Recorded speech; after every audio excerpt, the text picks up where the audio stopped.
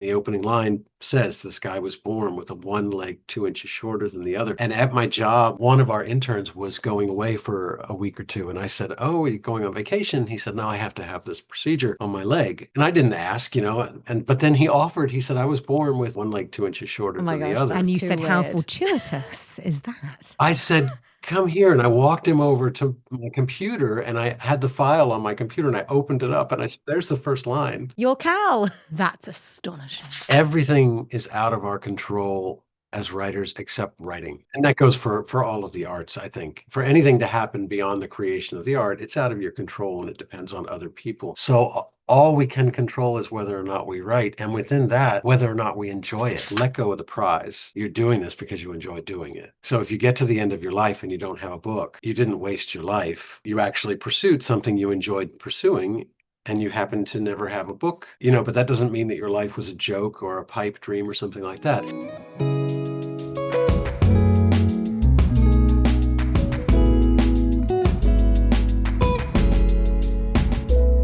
Hello and welcome to the Bibliophiles podcast. I'm Chaya. And I am Sophie. And we are here today to talk about the two books that we chose for our inaugural book club picks, which were Buckeye by Patrick Ryan. Oh, I have the fancy version. I'll get that out with all my tabs.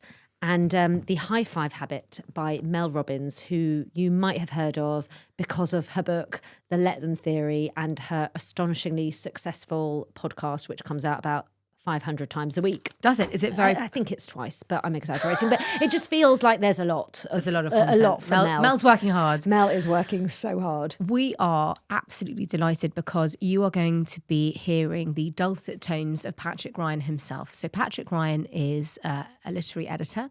And icon. And he is an icon.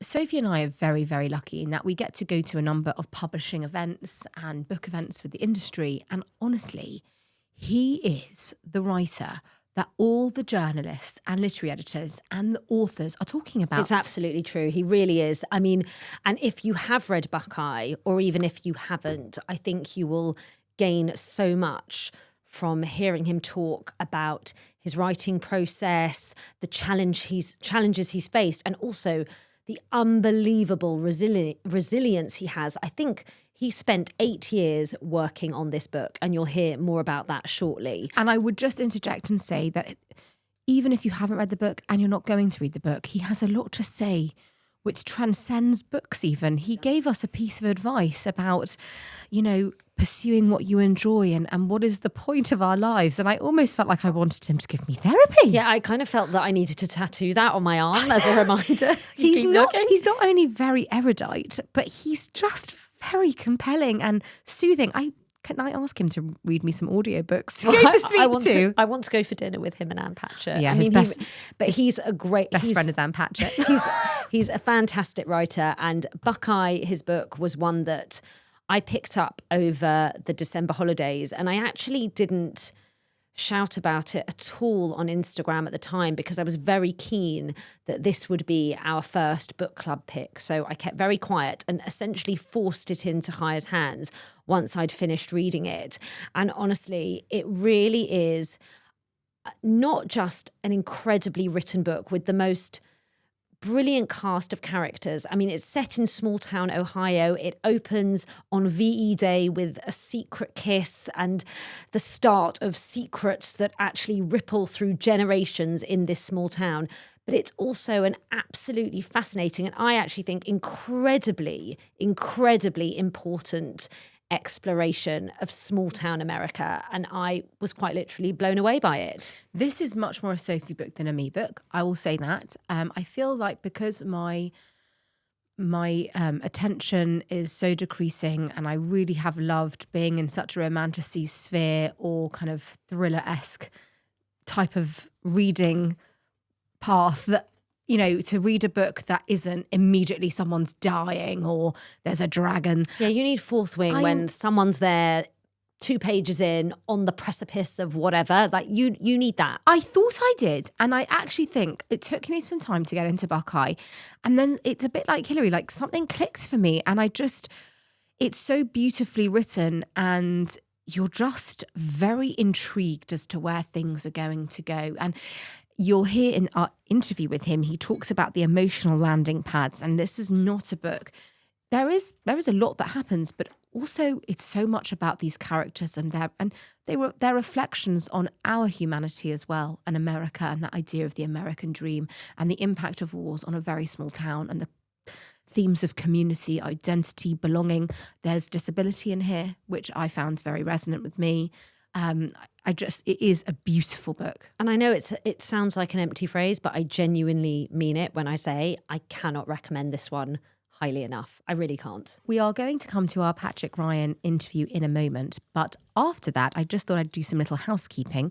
We will be discussing The High Five Habit, which is our second book, and then very excitingly introducing the books for next month. Oh, I'm actually quite pleased that no one can see what they are and they're turned around. But we will say, prior to getting into this one too deeply, the main, I would say, at the heart of The High Five Habit is about, I guess, taking care of yourself and doing the little things that can make a big difference. And I have to say, I have started doing some small things that have made a big difference. One involves my coffee. Which we all know is very important to Sophie. It's basically half her personality. Half, I'd say 3/4. And you are a prolific coffee drinker. And I mean, if you don't have a coffee before 6 a.m, I don't think you are coherent. No, I try and get it in before that if I can. However, I have, as of late, started drinking London Nootropics' adaptogenic coffee.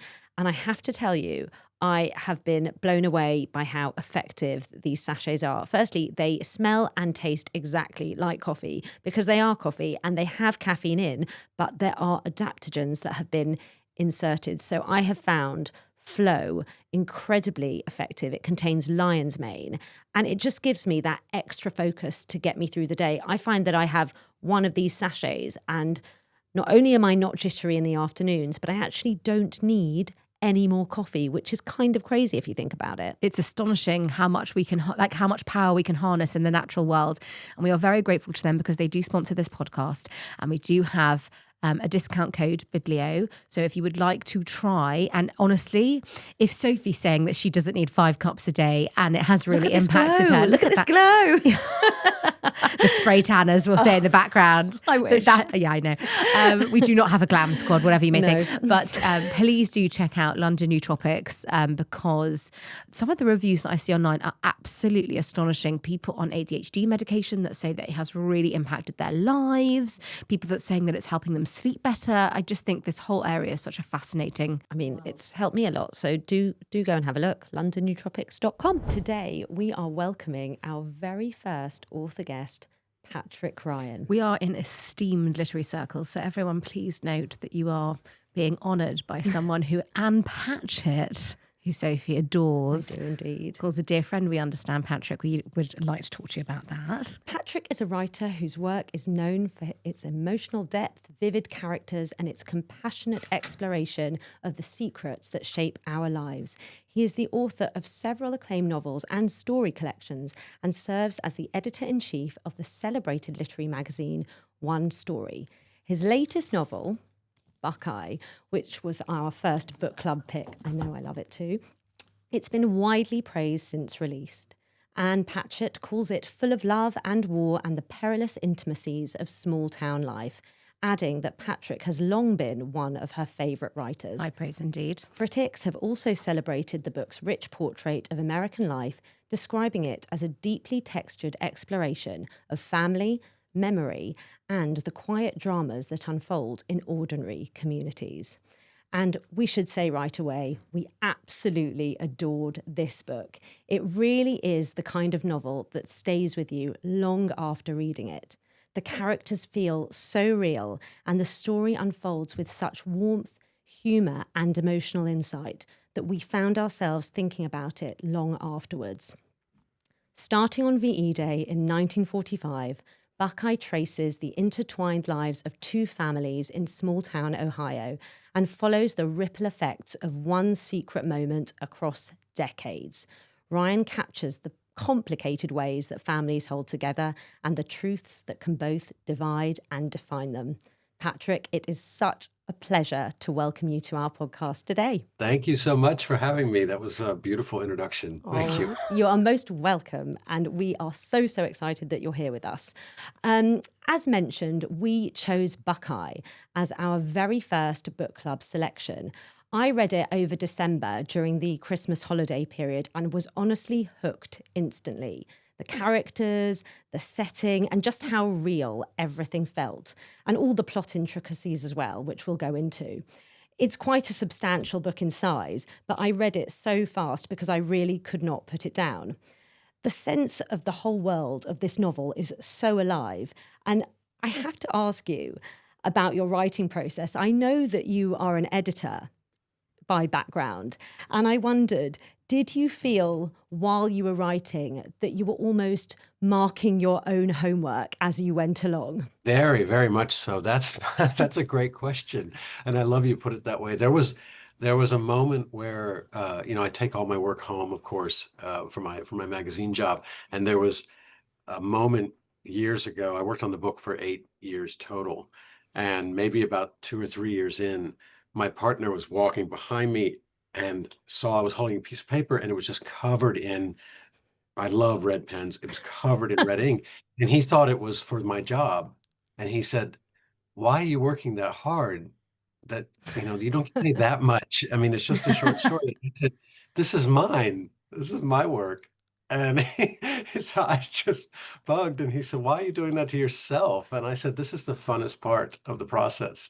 So I really think that is my favorite little bit in the whole process is printing it and then having the paper in hand and a pen and just being ruthless because it's fun. It's that's where I feel like I'm really starting to uh reap the benefits of the early agony, for lack of that's a silly way to put it, but the struggle is getting the initial words down, and then the rest is just kind of fun to move it all around. I would love to ask you just on that note. So, we interviewed Sarah Winman on Still Life, which is one of the most beautiful books. And actually, Buckeye really resonated with me because of the very deep character introspection. And you say that you've been writing it for 8 years. Did the novel change dramatically? Because I know that this entire concept came from your own family's secret. I believe you've said in other interviews. So, in that 8 years, did the characters change or did their lives change as you wrote them? That's another great question. Some of them changed a lot. The the little springboard that was from my own family, this happens to me a lot. It didn't actually end up being what the book was about. It was just what I needed to jump off. And it was just something I learned about my father's mother long after everybody on that side of the family was gone. And and at first I thought, oh, I'll write something about that and see where it goes. But then I ended up not writing about what had happened to her. And interestingly to me, it was that character. And it's not a character based on her because I didn't want to write about my grandmother whatsoever. But it was that character and that situation was the one that changed the most over the course of the book. The other things I had an idea of the emotional landing pads for all of the there are four main characters, as you know. I knew emotionally where they were all going to be. I knew who was going to be alive and dead, but by the end of the book, who was going to be together, who wasn't.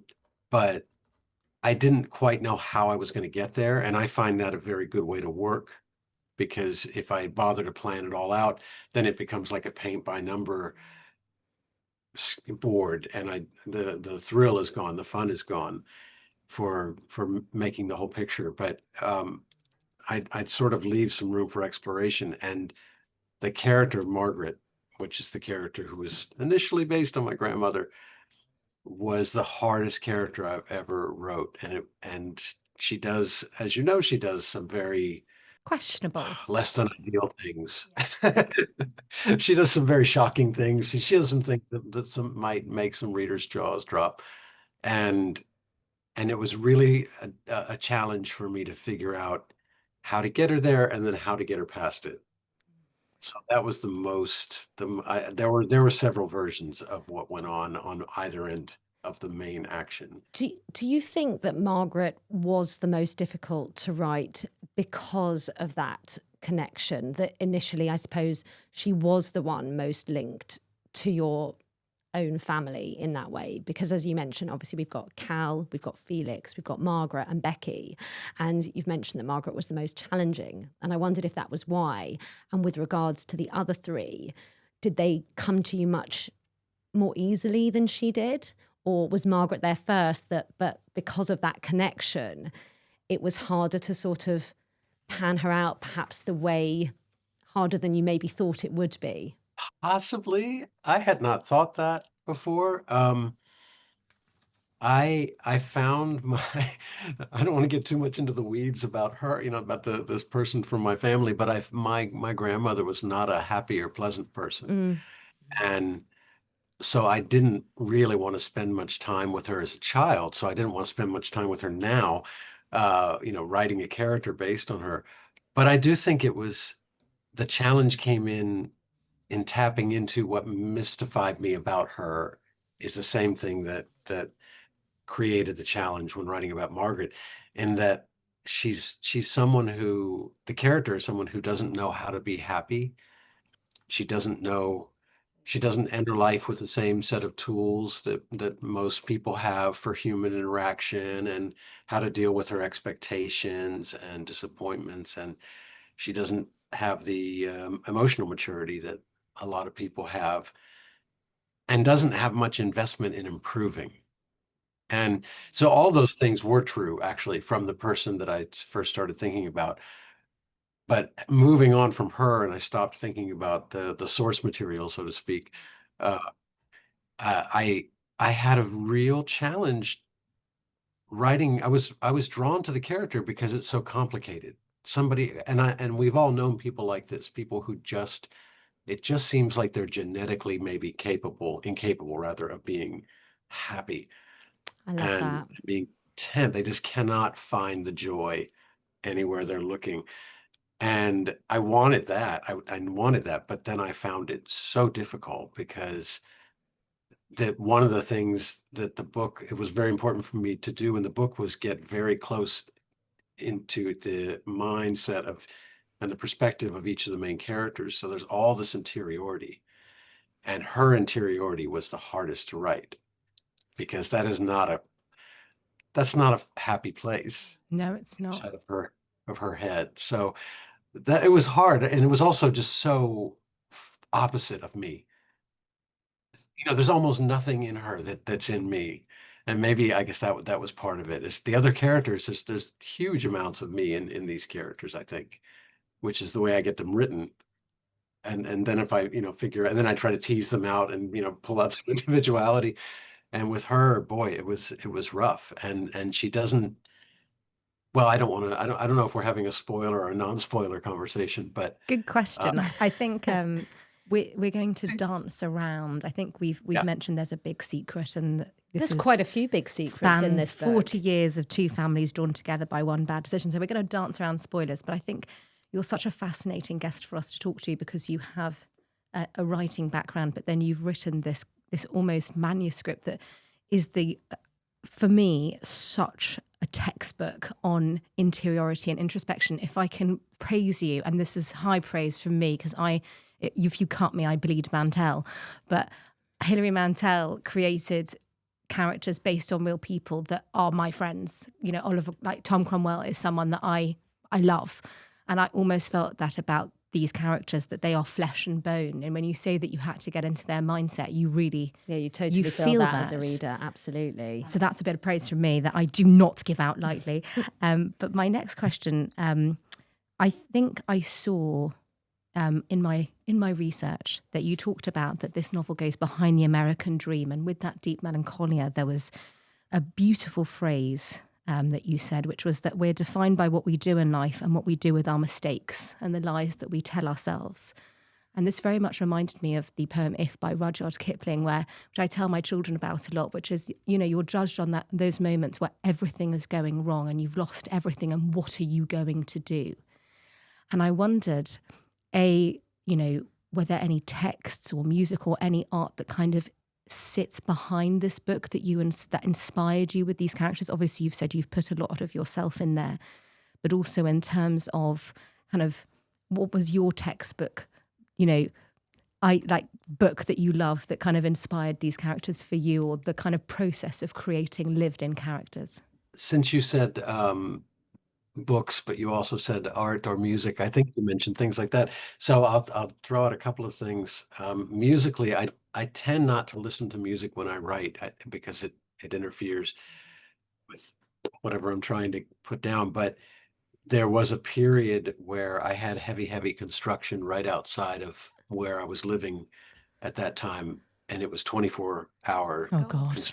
and it went on for 3 years. And That's longer than just a period. That's really I must know have been it was. painful. It was, yes, it was. And I had to adjust. Otherwise, it was just not work. And I had to keep working. So I had these massive headphones on, and I had volume all the way turned up just to drown out sounds. And it was Philip Glass that I went to the most when I did that. And because I find with Philip Glass that there is a whole lot of emotion going on that you can just reach up and grab and sort of bend to the way you want it for the moment. And most of that was piano, just strict piano compositions. And book-wise, in a more contemporary sense, the books that Elizabeth Strout has been putting out for the past 10 years or more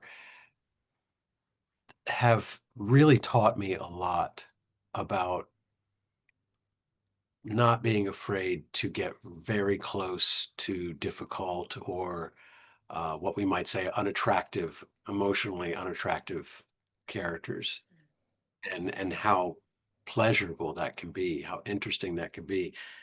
And in a not a contemporary sense, it was finally, I think, getting around to reading Tolstoy in a late age for me. I didn't read Anna Karenina and I didn't read War and Peace until I was in my 50s. I haven't read them, Patrick. Maybe I should. I have. Oh, Oh, were you so Okay, taken this is- aback by how funny War and Peace is? I was not. Yes. I was just not expecting that acerbic wit. how funny and how thin. And Maybe just- I'll go away and try. For a month. Maybe if Patrick tells me I should, I'm going to listen to Patrick. Not me. Thanks. Not Thank you. It's got to be the new person. 100%. She's been banging on for months. Only a few years. I envy you that you have not read it and get to read it. Well, that is the sign of a good book, isn't it? When you're jealous of someone who's And- reading it. Yeah. And the trick, and this is kind of an obvious thing, but the trick for me for both those books was, because there's such a massive cast of characters, was to actually cast it myself as if I were a casting director. And I wrote in the back who everyone was. And No, some you of it did was not. people I knew. I want to did. know I want to know who your casting is. Is this for Anna Karenina or War and Peace? I'll have to go get the books off my shelf and look in the back. Will you send us a picture? Yes. Yeah, be I'll so send you the fun. pictures. 1 minute, There's Patrick. Have you cast Buckeye? Ish. I We just need only to know. the only one I really stuck with. Oh, there are two, but you might not know. There's an actress named Margot Martindale, and that was who I pictured for Ida. One of the Taking notes here. And this is going to sound really silly, but I pictured the elderly Humphrey Bogart Oh. as her husband, as Roman. Yes. And I've never really, I usually don't picture popular actors when I write. War and Peace, I had cast, from all sorts of actors, from stage actors to film actors, and then to people in my lives. One of the side characters was somebody who works in the deli downstairs. Have you But it told them? made the whole book so enjoyable. Yeah. So that really taught me a lot about getting comfortable, like that, a book that big, getting comfortable with the characters and getting comfortable with returning to these people and then moving on to these people and trusting that the reader will want to track with you. Not just the characters and their names, but how they're developing emotionally. Well, I think that's exactly what this book achieves massively. And you say that you're going to be jealous of me for reading Anna Karenina, War and Peace, but I should say that my dad has just got his copy of Buckeye, and I am so jealous that he gets to read it. And the funny thing is, he actually goes to Ohio quite a lot for work, and we joke that he has a secret life in Ohio, and now he's going to be reading Buckeye. But there was one review on the book that I really, really loved. They said that Buckeye, that what you do so brilliantly is that you strip away that bakelite glaze of the American dream to expose the raw flesh beneath. I think that was The Guardian. When you set about writing this book, and we've talked about the secrets, but was this something you were consciously trying to explore, or did it more evolve gradually? You kind of realized, hang on, this is where this might be going as well. I think that I had no choice. I don't even think it was a decision. Part of it is because of how I was raised. Even though I'm trying not to lean on my own life when I write fiction, I'm the person writing it, and I have, my toolbox with me, and it's whatever I went through. And I was raised in a very lower income family with parents who never had the big break, and who, but somehow sort of believed in it's sort of like lottery dreams. And even though we didn't have a lottery in Florida back then, where I was growing up, I grew up in Florida. My father I should mention, my father and that whole side of the family came from Ohio, and I went to my own graduate school in Ohio. So that was where I leaned in there. But everybody I saw and got to know was sort of in the same boat, that they firmly believed this is the country where amazing things can happen. And then they just toiled away and died. Wow. I mean, I feel a bit sad, but It absolutely no, but I is. mean, but like you a see little that. You see elements of that, absolutely. And it's also, I guess it's connected with this period in history in which this book is set. We start on VE Day, and then you build up to Vietnam, and that period between those wars. I mean, I think it's absolutely fascinating, that era, like to actually go in and see what life was like then. Me too. And there's often this illusion of fairness going on, and I can only speak for this country. And by the way, I apologize for everything. We do hold you personally responsible, Patrick. That was an aside. That was going to come next. We were just going to ask you to justify That's all of in the rapid fire. legislative change. justify your But it's attacks. it's frightening, isn't it? That impact of these very wide-ranging decisions on that very small little family in a tiny little town, and it plays out so naturally. Yeah, and there's always an illusion of great fairness on the horizon. There's always this illusion or myth of great fairness on the horizon coming for whoever needs it most. And it's not true. It's not true. And the lives that we live in in that, I was going to say in the shadow of that, but in that, literally that is the lives that most of us are living. And so what comes up in place of that is what ends up mattering.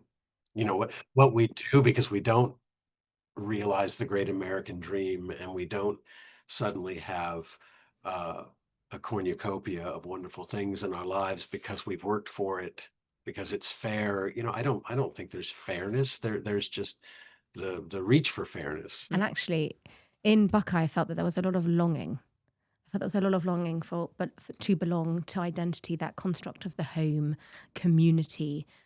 We come from quite a small community, and I felt that resonated with me dramatically. And I wondered, obviously, this is set between these two periods, but you have a character that is inhibited from joining the war based on his physicality. Line one.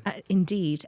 You're right in there. And his emotions around his physicality and his yearning to provide, and that pressure, was he always going to be like disabled in your mind, or was that something that came in as you were trying to explore how to weave in that sense of identity and need to, be a full part of the effort? I knew I wanted to give him something that would have prevented him from serving when all of these young men were lining up in January, February of 1942.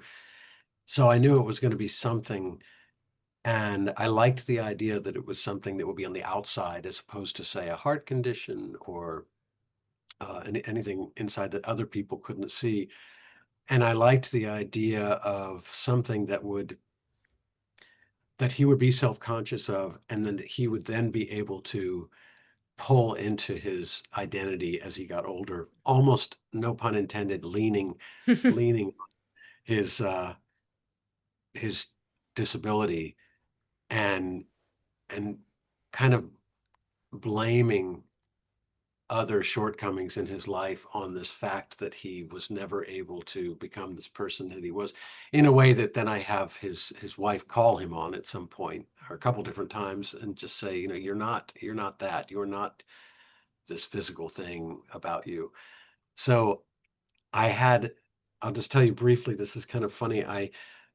I rewrite constantly when I write. I'll write a scene and then I'll just completely redo it. I'll write a scene that takes Your place editors here. must love you, Patrick. Yeah, It's because well, you are an editor. That's the problem. yeah, I know. Well, fortunately, when you don't have a pub date for a book, you have all the time in the world. So I was happy when I was scrapping scenes that didn't work and writing new ones. But I had the opening didn't change actually much at all. The first couple pages where I was trying to establish what the point of view was going to do and the omniscience of the narrator. And that opening line didn't change. And the opening line says this guy was born with a one leg 2 inches shorter than the other. And at my job where I edit at this little magazine, we have interns in the summer. And I had written that and was maybe 3 years into the book and never talk about what I'm working on with people while I'm working on it. I mean, maybe one or two trusted friends, but otherwise not. And this one of our interns was going away for a week or two. And I said, "Oh, are you going on vacation?" He said, "No, I have to have this procedure on my leg." I said, "Oh, what?" And I didn't ask, but then he said, "I was born with one leg 2 inches shorter Oh my than the gosh, other." that's And you too said, how weird. fortuitous is that? I said, "Come here." And I walked him over to my computer and I had the file on my computer and I opened it Funny. up and I said, "There's the first line." Your And he just, Cal. That's yeah. astonishing.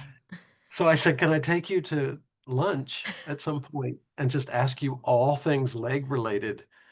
And Brilliant. he ended up knowing a lot about the history of how this was dealt with. And it was from him that I got, say, for example, the detail about Cal making these blocks that he would keep in various places in the home so that if he did any activity standing in one place, he didn't have to stand lopsided or wear shoes in the house. And that came from this young man. Fascinating. So random though. Yeah, fortuitous indeed. I think, not to speak on behalf of the whole of the UK, but as Patrick's going to speak on the part of the whole of America, but I think not only is this book absolutely excellent, but I think for a UK readership, one of the reasons that I think it's so important, and Hira, I wonder if you agree with this, I think all too often in the UK, when we think of America, we think of, it sounds a bit trite, but we think of New York, Absolutely. California. No one here really engages much with life outside of that sort of showbiz, Hollywood, like political America in the big cities. So for me personally, getting an insight into smaller town America and the realities, I just think you've done it in such a brilliant way, in a way that actually goes beyond an incredible story. It's something that people can genuinely learn a huge amount from. And yes, that does happen with the very best of fiction, but I just think it's a big book, but it's even bigger than the book it is, if that makes sense. I really do believe that. And you're a tough critic. That's just my thought, because I just think most people, perhaps I'm speaking too No, broadly. but this is your favourite kind of book. It's my favourite kind and of book. Patrick, what you say in terms of like the emotional landing pads, obviously there's a lot goes in here, and I do love the surrealist, witchy element. That Kaya's a has got witch me. in I her am a spare bit of a time. witch. So I adored that. And I want to ask you about that, but I want to take it back just for a minute because you mentioned your background. And when we were talking about this interview, we were thinking about the pressure that must come in being in the literary world and working on a book. Most people think, oh, that's so helpful. You must have all the contacts in the world. But actually, if to put myself in your shoes, I probably, as quite an overthinker, would be like, oh God, but this is my reputation. If I send my manuscript to, we've mentioned her, Anne Patchett, or editors that I work with or friends that I work with, and they don't like it, what does that do? And as your first adult novel, am I right? This is your first adult novel. I'd love to know how you felt going through that. Did you have moments of doubt? Is that why it took 8 years? Can you give us a bit more insight? And can you give us some notice for when the next one's coming? I'm just saying. I know you said you only talk to your trusted friends, but I hope that we are now trusted friends and we might get a heads up. Just saying, Patrick. Us and the entire podcast. Please. Doesn't have to be on the podcast. Yeah, there's so much there. Part of it was thinking about all the people I've rejected as an editor. That's so like Brutal.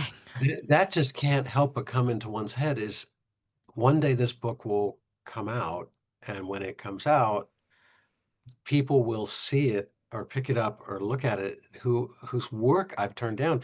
And I fell into editing sideways. I didn't plan on working in publishing. I just ended up doing it in my mid-40s. I just started. I had not worked in publishing before that. I just been a writer and worked other jobs.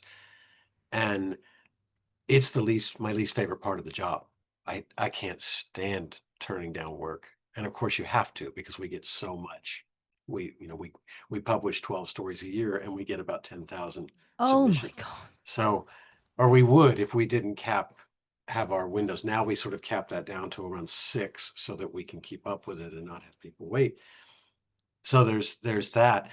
I write really, really slowly, and I'm not proud of that, but it's just how I roll, and I do a lot of revising. So a lot of the anxiety was the fact that after working on it for 6 years, I wouldn't let my agent send it around until I was happy. I got into the end and then revised it 3 times, I think.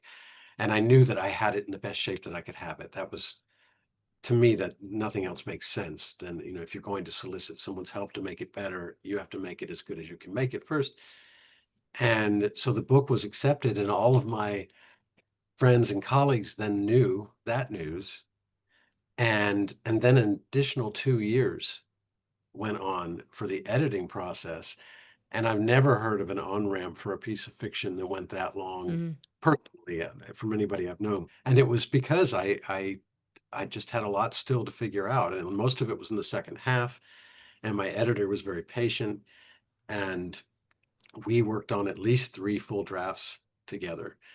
So the biggest anxiety, to come back to sort of the heart of your question, was all of my friends and colleagues who knew that I had this book accepted, and it wasn't out. It didn't have a publication date. It didn't, there was no updates whatsoever. You couldn't go online and see any evidence of it's going to exist in the future or anything like that. It didn't have an ISBN number or anything. And I was aware of how my friends, out of politeness, I think, tapered off in asking. You have As kind if, friends. yeah, after a year and a half, and after It's somebody said a time. couple times, "What's going on with the book? When's it coming out?" And having me say, "I don't know. I'm working on it." It's It very, takes resilience, Patrick, It to go does. through that. yeah, and then just trusting, that it was going to be okay. It was a lot of working without a lot of hope for a while. But I was so fortunate that I had the contract. I had it under contract. I was fortunate to have the agent who had believed in me. And I was super fortunate to have an editor who was just willing to take the next draft, and say, well, yeah, it's closer. And now there's still more work to do. Let's do some more work. But look what you've got. And yeah, and I'm extremely, I feel like the most fortunate person in the world for everything that's happened with the book, and including just the work, the heavy work that went into creating it and getting it edited. It really has been an absolute honour to have this opportunity to speak to you about a book that we have just absolutely adored. We are going to be asking all authors who join us on this podcast a question that we'd like them to leave to the next guest. So I was going to ask you, what's the one book that you wish you had read again? And then we'd pass that on. But I feel like you may have answered that with Anna War and Karenina or War and Peace. So perhaps maybe if you have one question or piece of advice, I guess, that you might like to pass on to our next guest, which I believe is maybe challenging because we're not revealing just yet who they're going to be, but they are an author. So if there is a kind of piece of advice or a question you'd like to pose, we would be more than happy to do that. So. Oh gosh. Well, seeing as how I don't know who it is or what they've accomplished, I would not pretend to give them advice on anything. But I would say the advice that I most consistently give, and sometimes unsolicited, to people I know who write is everything is out of our control as writers except writing. And that goes for all of the arts, I think. For anything to happen beyond the creation of the art, it's out of your control and it depends on other people. So all we can control is whether or not we write, and within that, whether or not we enjoy it. And I find this really, really important because the tendency with writers, especially writers who are emerging, or writers who don't have just don't have a book yet, the tendency is to see it as a chore, see it as a labor. And I had to get to a point before I ever had a book, but I had written all of these novels that I couldn't publish over the years, and I just kept writing and I just kept writing. And I had to come to a point where I thought, let go of the prize. You're doing this because you enjoy doing it. So if you get to the end of your life and you don't have a book, you didn't waste your life. You actually pursued something you enjoyed pursuing, and you happen to never have a book. Okay, but that doesn't mean that your life was a joke or a pipe dream or something like that. So I decided that had to be the answer at the end, so I made it the answer in the middle of my life. And that's my advice to people is enjoy it. You have to enjoy the process. If you don't enjoy the process, why in the world are you doing it? For the money? No. For any guarantee of anything. There's no guarantee of anything other than what you enjoy when you sit down and pursue your story. And I think if you don't enjoy it, then that has to translate to the reader, has to transmit rather to the reader. And if you enjoy it, that will transmit to the reader too. And the other thing is just to care about your characters and have empathy for all of your characters. I couldn't write about characters if I didn't feel like I had made a real attempt to understand why they did what they did. And that includes villains, anybody, that might be considered a villain, or any contentious. And you don't even have to like them to care about them. You need to care. Exactly. Yeah, you don't have to like them. I mean, it's fun not to like them. Yes, absolutely. That's such a profound, helpful, thought-provoking point about pursuing something for the pure enjoyment. I think listeners will be astonished at your resilience in writing and having a whole backlist of novels that weren't published.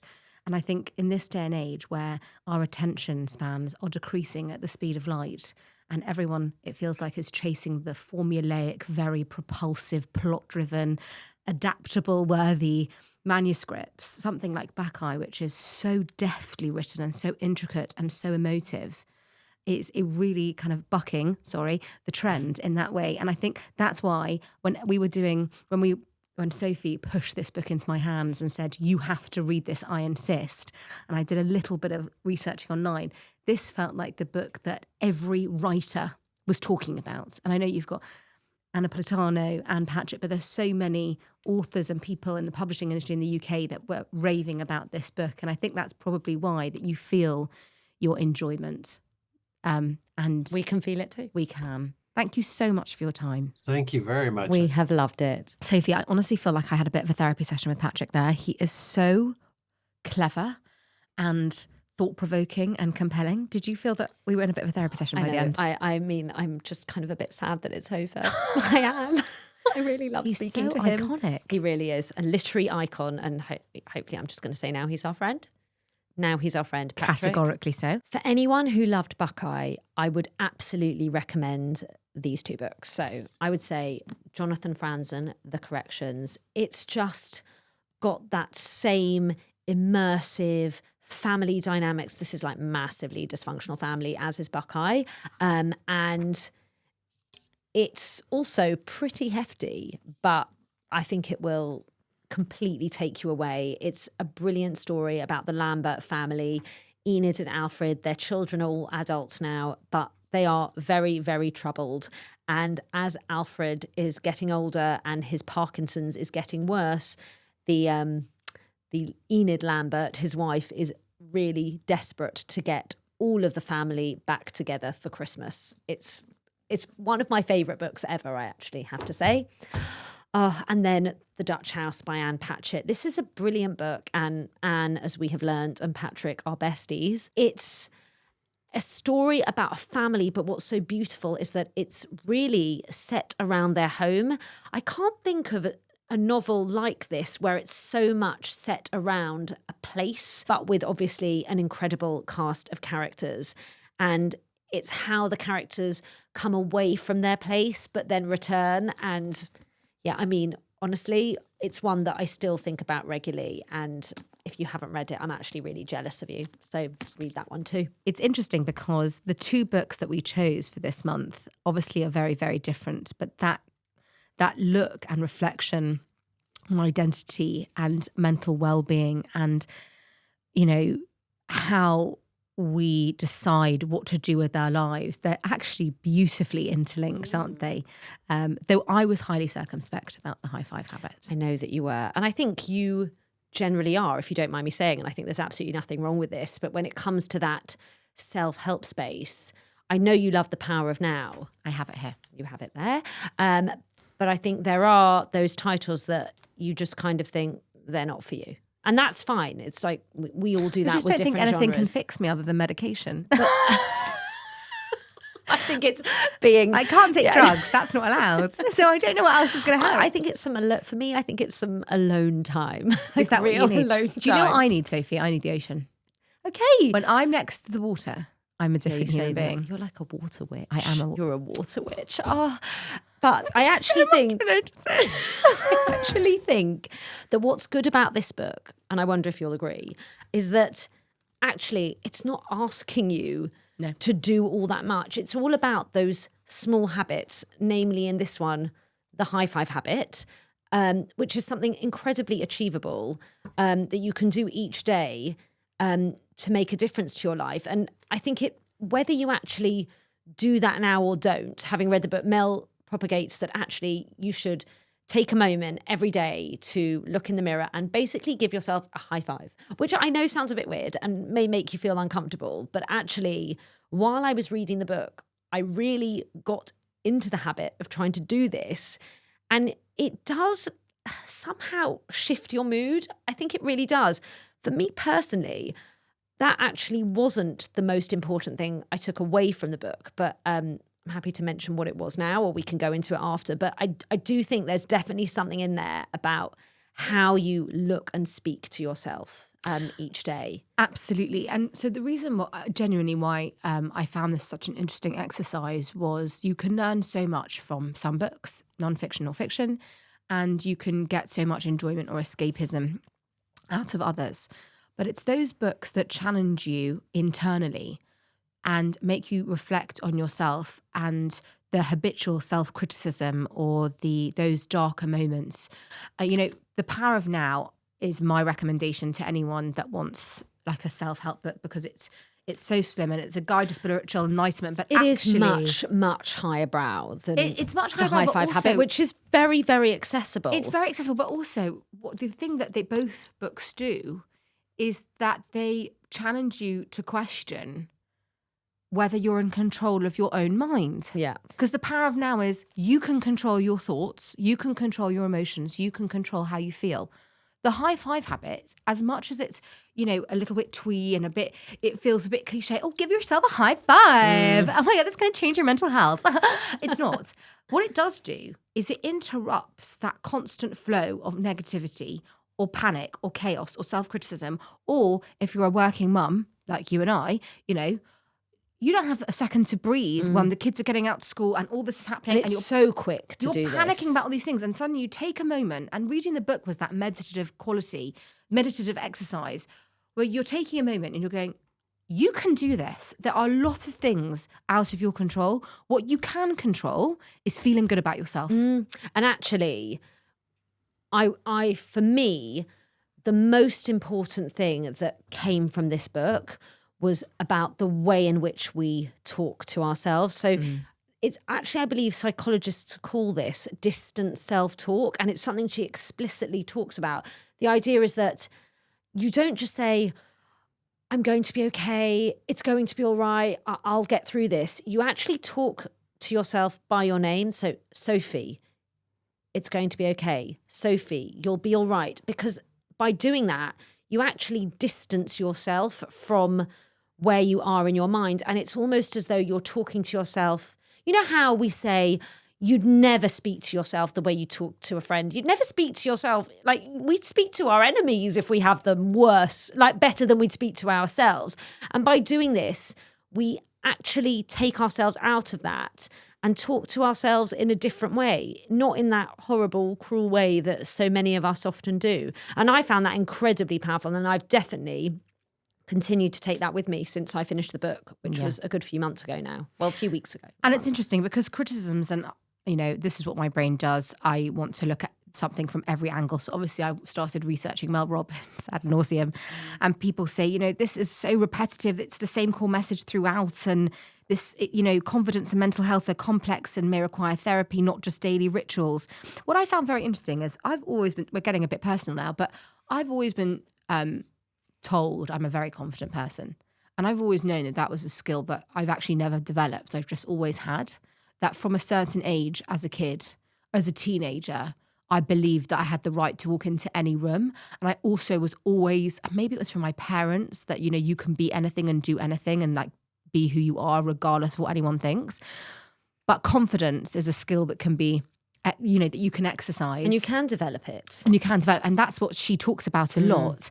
But as someone who is a naturally confident person, that concept of you can walk into any room, and if you believe that you have a place there and that you have, that everything you project about yourself, people are going to take because they don't know who you are, right? That is the point. That Fake it till you make it. Fake it till you make it. And the High Five Habit does that very well, actually, in that it's a reminder that whatever you're projecting is what people will think first. It would be remiss not to mention the fact that Mel Robbins has received criticism for this book, but also there's a lot going on online about the controversy surrounding the let them theory, which we've been reading about, but I don't think we've got time to go into all that now, but that's probably for another podcast, how it actually comes from a poem that was written some years ago. I actually feel a little ignorant because I don't know all the details on that, but I feel it's something that I would want to look into. But this is a book that came out before that time, and I think it's a really interesting read, and certainly one read with Buckeye or without. I think you can gain a lot from it. So I'm delighted to tell you that we will be reading together 2 books next month. And I feel so strongly about the book that we have chosen because James Baldwin is a writer that I believe contributed to a change in society. And I don't feel like enough people know about him. Giovanni's Room is the most delicate, powerful, slim classic that you could possibly ever read. It was published in 1956 and it concerns the events in the life of an American man living in Paris and his feelings and frustrations around his relationships, particularly an Italian bartender named Giovanni. And I think what is so important about this book, it was actually really rather controversial when it was first published. The representation of homosexuality, bisexuality, and the struggles with the internalized homophobia raise so many important questions. And what I find so beautiful and so impactful are the questions around social alienation, identity, masculinity. And Baldwin is a writer of astonishing power. I can't wait to read it. For our new title, we've chosen Family by Madeline Gray. I absolutely adored her first book, Green Dot, didn't you? It was cry funny. And I think humour is so challenging to get right in books, those books that really make you laugh out loud. And Green Dot certainly did that for me. She's a brilliant, brilliant writer. And I was so excited to get a proof of Chosen Family. I'm really sad I actually don't have the finished copy because the cover is absolutely stunning. But this book is just a beautiful story about two friends, Nell and Eve, who meet at age 12, that very awkward age in school. We've all been there. Nell isn't into boys or makeup. Then Eve arrives and she is a confident girl with a brilliant sense of humour. And when they meet, it's the start of a journey that will run through their 20s and 30s. These two women will love each other. They will hurt each other. They will come away from each other and come back to each other. But I'm not going to spoil it. What I will say is the title really made me think about family, unsurprisingly, the family we have and also the family that we choose. I can't wait to discuss this next month with everybody and can't wait to hear what you all think about it. It really is a very special book. Thank you so much for joining us in today's podcast. We have loved every moment, including the opportunity to talk to such an amazing writer and thinker. What a dream. And I think we're going to be seeing so much more from Patrick Ryan. I think he has... and getting his words of wisdom tattooed on our arms. And yeah. Thank you so much for spending your time with us today. See you next time.